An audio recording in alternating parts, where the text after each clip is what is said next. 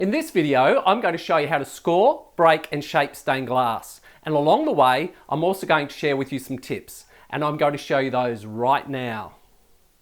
Okay, the tools I'm going to be using in this video today are the Lepinette double-wheeled nippers.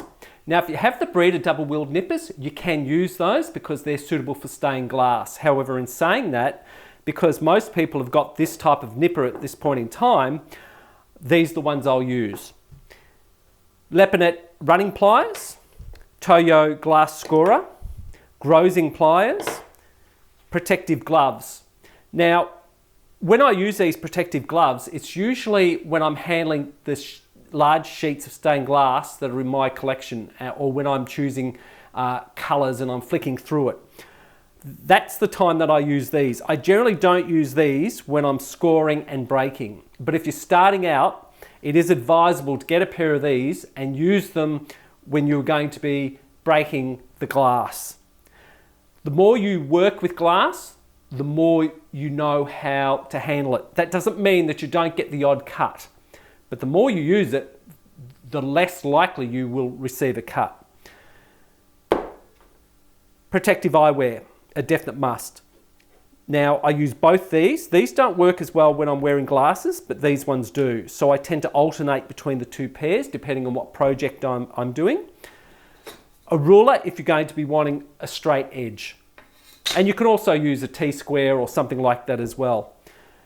A respirator mask for protection against the silica. This one here is a P2 for Australian standards, and I think European standards are also a P2 as well. For the US, I think it's an N95 standards for American standards. So when you're buying a mask, make sure you buy a mask with the standards on it, so as you know, it's going to guard against the silica dust. Now, the masks only guard against to a certain size particle, but if you find that you're buying just a generic dust mask, that's not going to do a lot for you. Make sure it conforms to the standards of N95 or P2. Okay, that's about it. Let's get into it. Now, here's a handy hint. I keep my Thankyou glass scorer in a tin, and there are other containers you can keep it in if you have a glass scorer. Now, there's a reason to it, and I've already done a video on it, so I won't go into detail now, and I'll post a link up top there so that you can go to it and find out the benefits of doing this. When it comes to scoring glass, you're listening for a certain sound. It's kind of like a crizzly sound, if that makes any sense. You don't want to be pushing really hard on the glass because it could compromise the break, but you don't want to be pushing really light on the glass where the glass is not going to break where you want it to. So pushing firmly and in one motion. You don't stop and then do a little bit and then stop and do a little bit and then continue. You need one complete motion for it to work the best. And when you are scoring glass, you need an entry point and an exit point. The glass will want to break in a fairly straight line, maybe a crooked line, but still a straight line. It's not wanting to go around corners like that. So you need to coax it to do what we want it to.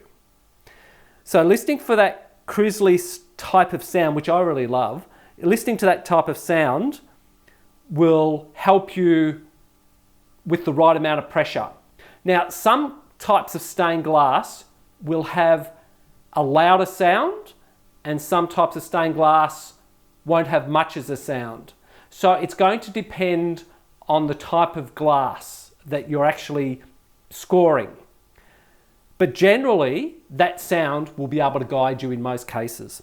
So anyway, if we're going to be going, say, a straight line, then our entry point will be at the start here, and our exit point will be up there. So we're just going to do a score line, listening for that sound. And there it is. And when you're scoring, keep it vertically. Keep the score vertically. Don't tilt it. It's best if you keep it vertically. So now what we do is we get our running pliers, and these are our running pliers, and this is what these are used for. They have a line on the top that And these are the Liponic ones. So these have the line on the top. Some have marks, some are engraved. But these particular ones have a line on top. And what we do is we just lift the glass up, put it on the edge a bit, or in just a bit, and then we put that score line here where the mark is on the Liponic nippers, and then we just squeeze it. And what that does is that evenly breaks the glass on each side of the score line because they're slightly curved. Now, if we want to do another score, then we can do that. And again, we put it at the start there and we go right to the very end, pushing firmly and guiding it. Like that. And then we get our Liponic nippers again, our running pliers, rather. And there we go. Now, if you're wanting to do lines like, if you're wanting to do slices of glass like this, then it is best to do it in sections rather than doing a slice here and then going for it. It's kind of like dividing and conquering. So if I was doing more of these and I wanted more narrow ones, I would start here, score up there, and then do it in half again, and then half again, and half again, and so on. And you can mark along the glass if you want to do them, you know, in very straight. You can mark along the glass the distances apart to make sure that you score in the right areas to create the same lines. Now, if I was doing a mosaic and I wanted like curved lines, well then in that case, then I'll put those aside. We would turn that around to the shortest area. We would create our line.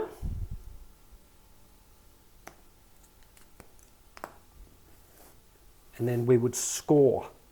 Now, a good tip here is if you have a turntable or like a one of those kitchen, what do they call them? Lazy Susans, then you would be able to sit this or one underneath this and turn it rather than you trying to turn your body like that. You would be able to sit it on the Lazy Susan and turn the Lazy Susan around so you can keep your glass scorer in the same position. However, in this particular case, I do have one, but because I'm having a studio built, it's packed up somewhere and I have no idea where it is. So again, we go to our entry point and we're going to go straight up to our exit point. So we put it on the entry again, and I hope you can see this. My hands will probably get in the way. And we go along the glass line, we go along the texture line that I've drawn in one motion and then off to the exit. Now what we do next is we turn this over, and with the end of the Toyo glass scorer, we just go along and tap it, pushing with our finger down. Now it's not a race. This takes a little bit of time, but I've already got, if you can see it there now, I've already got a crack happening there. So what I'm going to do is try and do it at this end because then the camera's in the right position. So I'm just going to push, oh, there we go. And the score line's just gone along there. And there it goes across there. And again, you're not pushing really hard. And you can hear the change in the glass as well. There it goes, it's up there now. And then out that side, and there you go. And that's how you can do wavy edges. So you can do more of a wave or less of a wave or whatever the case may be, but that's how you do a wavy edge. Right, now in this one I'm going to show you how to cut a circle. Now all I've done is I've got a texture colour or some type of marker for glass. I've put the container on there and I've drawn the circle. So pretend that's the circle that I'm actually after for a job. I get my glass scorer and I'm going to now, again, divide and conquer. So I'm going to now get this and I'm going to go up the side of the circle, but straight ahead. Then I'm going to break it. And then this side as well.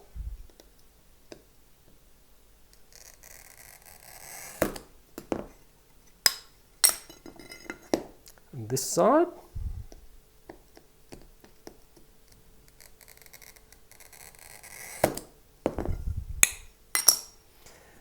Okay, Now the next thing I'm going to do is, you can go around the whole complete circle in one go, or you can do it in sections. Well, I'm kind of like going to do it in sections. So I'm going to get on the edge here, because this is the closest edge, and I hope you can see this, and I'm going to now do a curve.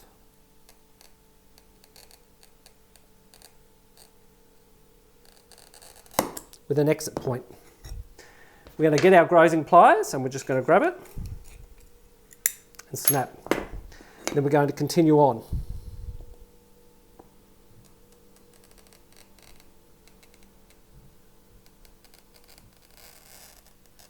Now, like I say, there is different ways of doing this, and I find this works really well for me, but you can go around the circle in one complete go if you want. And then you divide and conquer it by going off in sections. So we'll just show you this way anyway. So we go across there like that, again keeping it vertical, and my arm's probably getting in the way of the camera now. So you have your circle, and then all you have to do is just clean up those little edges there. And I sometimes just grows them off like that. That's another one. And that cleans them up well. But if you have a grinder, you can grind them. Another little bit there. There you go. And that's pretty good. We've got the stained glass. Now we're going to use the grazing pliers, the glass scorer, and a marker for this one. I'm just going to, and the reason why we're using the marker is just to mark a line, and I'm going to do a curved line like that. And what we're going to do is we're going to take out that area and leave that area intact. So now I've got that, I'm going to turn this around and get my glass scorer and take this line out. Or when I say take it out, I'm going to score it, I should say.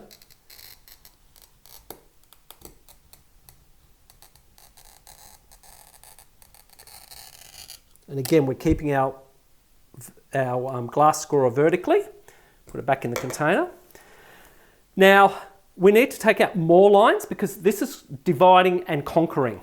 So we're going to now take out a few more. We're going to now score a few more times. And again in here. And another one. Okay, put that back. Now when you use the grazing pliers, it's the round up. So we've got our score marks there. I hope you can see them. They're in there anyway. You heard me scoring them. And we're going to break the first one off. Like that.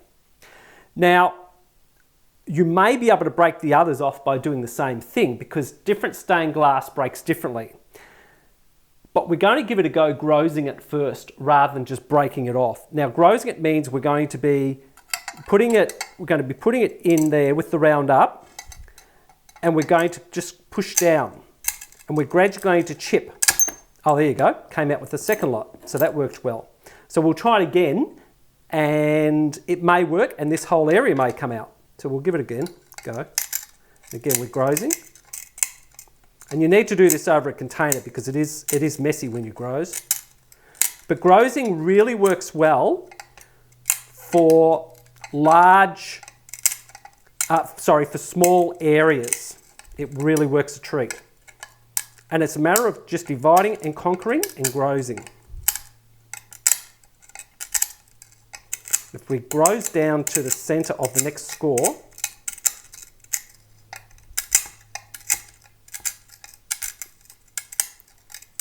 and you can just use the corner if you like.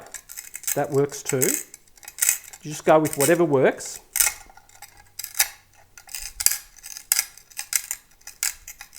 If we go down to the centre, then we'll be able to now work. Okay, oh, there you go, comes right out. So now we'll do the next line. So again, we'll graze down to the centre. And you're not taking a lot off at a time when you're grazing. You're just taking a few nips at a time, and it's the teeth inside it that's doing the work. We're just moving it along. Nearly at the score line. Okay, we're there. Now we work back.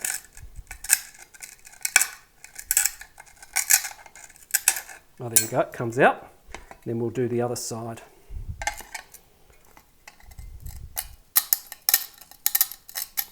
Oh, there you go, it comes out. Now then you can grind that or whatever you want to do, but that does allow us to do an inside curve, which is one of the most difficult ones that you can do, and even small ones, like if you had to do something of that size and you wanted to nip out that little section there and you didn't have a grinder, you would just, again, round up. You would then just grows that away.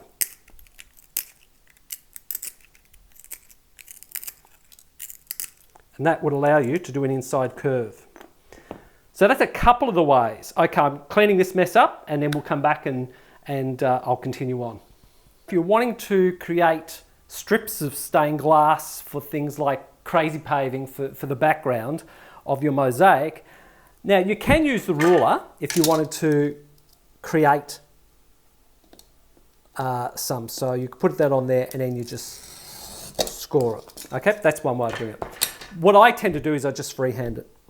So I just, again, we're going to score from entry to exit and we're going to keep this vertically. So I just go like that. And another one. And the reason why I generally don't use a straight ruler is that I like different sizes. So now what we're going to do is break that off there. Then we're going to break that one there. Again, we're dividing and conquering rather than starting on that edge. This works much better. Now, when I'm doing this, you get into a rhythm. So what I generally do is, depending on the size that I'm after, like this is probably the normal size I use, so we'll start off with that. And I just cut it at different angles, for instance there, and I put it in my hand like that, but I don't push hard into it because when I move it along, I don't want to cut myself. So I just put it firmly in there and I just create from different angles like that.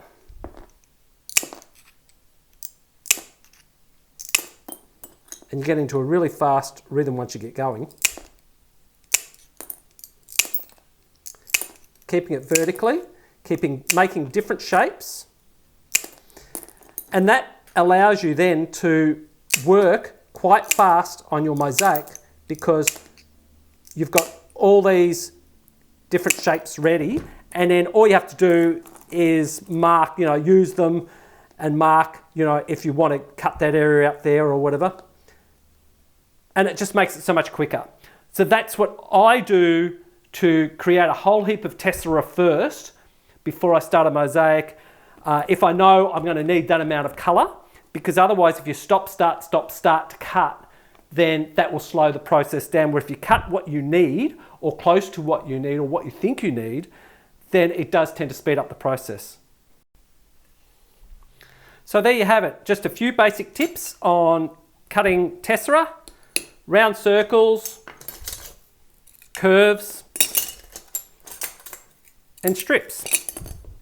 And you'll no doubt develop your own techniques. Well, I hope that's helped you. Remember, everyone has a different style and everyone has a different technique. So you just use what suits you, and you may find someone else's technique is better than mine, but this will give you a good starting point anyway. I hope you've taken something away from it, and I'll see you in the next video. Enjoy.